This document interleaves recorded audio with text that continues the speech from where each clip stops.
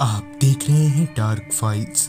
Dark files में आज की कहानी हमारे साथ शेयर की है अंकित जी ने, जो कि शिवपुरी मध्य प्रदेश के रहने वाले हैं। तो चलिए बढ़ते हैं आज की इस कहानी की ओर।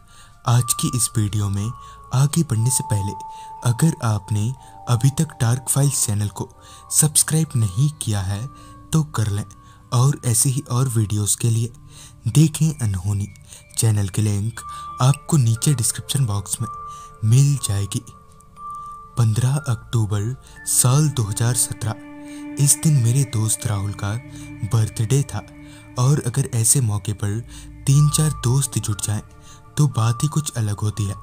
ऐसा ही कुछ हुआ हम 4 दोस्तों के साथ, जिसका डर हमारे जहन में इस कदर बैठ गया कि आज 4 साल बाद भी इस घटना को याद करके हमारी रूहें कांप जाती है। दरअसल वाकया कुछ यूं है कि 15 अक्टूबर साल 2017 की सुबह मैं अपने दोनों दोस्त शिवम और आजम के साथ राहुल के घर पहुंचा, और उसे बर्थडे विश करने के बाद हम चारों ये सोच में लग गए कि अब इस साल का बर्थडे कहाँ सेलिब्रेट किया जाए। हम लोग अपने दिमाग पर जोर डाल रहे थे, मगर हमें कोई जगह सूझ ही नहीं रही थी, क्योंकि इससे पहले हमने आसपास के तकरीबन सारी जगहों पर बर्थडे सेलिब्रेट किया हुआ था। तो ऐसे में हमारे जहन में कोई जगह ही नहीं आ रही थी। हम लोग अभी सोच ही रहे थे कि आजम बोला, यार हम लोग 4 लाइन चलते हैं। हालांकि उस वक्त 4 लाइन बनी नहीं थी, मगर अभी उसका काम चालू था। कुछ देर और दोस्तों से सलाह मशवरा करने के बाद हमने 4 लाइन में बर्थडे मनाने का तय किया। सेलिब्रेशन के लिए हमने रात का वक्त तय किया, ताकि बर्थडे मनाने में हमें किसी भी तरह की कोई परेशानी पेश ना आए। सब कुछ फाइनल हो जाने के बाद राहुल को छोड़कर हम 3 दोस्त पार्टी की खरीदारी में लग गए। शाम के करीबन 5 से 6 बजे तक हमने सारी खरीदारी कर ली और एक अच्छा सा केक भी बनवा लिया। अब बस इंतजार था तो रात होने का। मुझसे तो वेट ही नहीं हो रहा था। रात के तकरीबन 11:15 बजे के आसपास हम लोग बदरवास से लगभग 5 किलोमीटर दूर 4 लाइन के लिए रवाना हो गए। अगले कुछ मिनटों में हम चारों बाइक लेकर 4 लाइन पर पहुंच गए। अब तक रात काफ़ी घनी हो चुकी थी, जिस वजह से हाईवे पर चहलकदमी ना के बराबर थी। हालांकि वो 4 लाइन पूरी तरह से बनकर तैयार नहीं हुआ था, मगर फिर भी एक आध छोटी गाड़ियाँ बीच बीच में आ ही जा रही थी। खैर, हमने अपनी अपनी बाइक्स को साइड पर लगाया और केक निकालकर बाइक के ऊपर रख दिया, और केक कटिंग हो जाने के बाद मजाखोरी करने लगे। मस्ती मजाक में हम इस कदर खो गए कि रात के 12:30 कब बज गए पता ही नहीं लगा। थोड़ी देर पहले तक जिस रास्ते पर एक आध गाड़ियाँ आ जा रही थी, अब वो रास्ता पूरी तरह से खामोशी के गिरफ्त में था। यहाँ तक कि हमारी धड़कनों की आवाज़ें भी हमें साफ साफ सुनाई दे रही थी, जिससे हमें भी ये एहसास हो गया कि रात सच में बहुत हो गई है। अपनी बाइक पर बैठा मैं अभी यहाँ वहाँ देख ही रहा था कि मेरी नज़र सामने किसी गाय जैसी चीज़ पर गई, जो चलते हुए हमारी तरफ ही आ रही थी। हालांकि उस वक्त तो वहाँ काफ़ी घना अंधेरा था, तो साफ साफ तो कुछ समझ नहीं आ रहा था, मगर वो सफ़ेद रंग की कोई चीज़ थी जो 4 पैरों पर चलते हुए हमारी तरफ ही आ रही थी। मैं अभी उस सफ़ेद सी परछाई को देख ही रहा था कि शुभम की भी नज़र उसी सफ़ेद सी चीज़ पर गई जिसे मैं देख रहा था। अपनी तेज नज़रों के साथ मैं अभी उस चीज़ को देख ही रहा था कि अचानक ही वो सफ़ेद चीज़ 4 पैरों से 2 पैरों पर आ गई।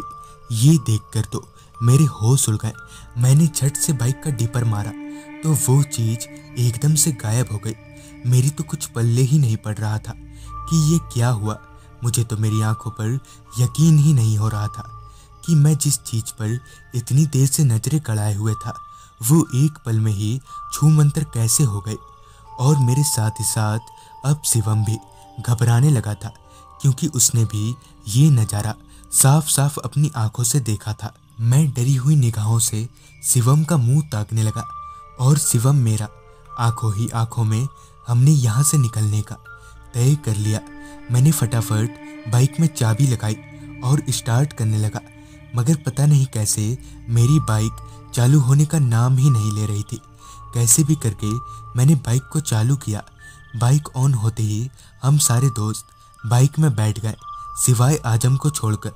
आजम, जो कि अब भी उसी जगह पर सिर झुकाए बैठा था, उसे वहां इस तरह बैठा देख मैंने बाइक पर से ही उसे आवाज़ लगाते हुए कहा, आजम चल यार यहाँ से, कुछ ठीक नहीं लग रहा है मुझे। इस पर आजम ने जो कहा उससे हमारा डर कई गुना बढ़ गया। चले जाओ यहाँ से।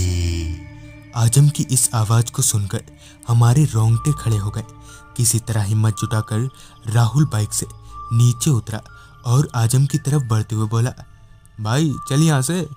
राहुल ने इतना कहा ही था कि आजम ने एकदम से राहुल का गला पकड़ लिया और कुर्राते हुए बोला, कहा ना चले जाओ। ये बोलते हुए आजम ने राहुल को गले से उठाकर फेंक दिया। ये देखकर तो मैं हैरान था कि आखिर इतने पतले दुबले आजम में इतनी शक्ति कहाँ से आ गई। उसने राहुल को इतनी जोर फेंका था कि उसका सिर एक पत्थर से जा टकराया, जिससे उसका माथा फट गया। हमारी तो हालत ही पतली हो गई थी। किसी तरह हमने राहुल को बाइक में बिठाया और वहां से घर की तरफ निकल गए। राहुल को उसके घर पर छोड़ने के बाद हम लोग आजम के घर चले गए और वहां से उसके घर वालों को लेकर उस जगह पर पहुंचे तो आजम वहां बेहोश पड़ा था, जिसके बाद उसे हॉस्पिटल ले जाया गया, मगर उसकी हालत में कोई भी सुधार नहीं आया। आखिरकार थक हार कर उसकी मम्मी ने आजम को एक मौलवी को दिखाया, जिसके बाद मौलवी ने उसे एक ताबीज पढ़ कर दिया, जिसके बाद कुछ ही दिन में आजम बिल्कुल सही हो गया। तो दोस्तों, ये थी अंकित जी की भेजी गई कहानी। अगर आपके पास भी ऐसी कोई कहानियां हैं तो हमारे साथ ज़रूर शेयर करें।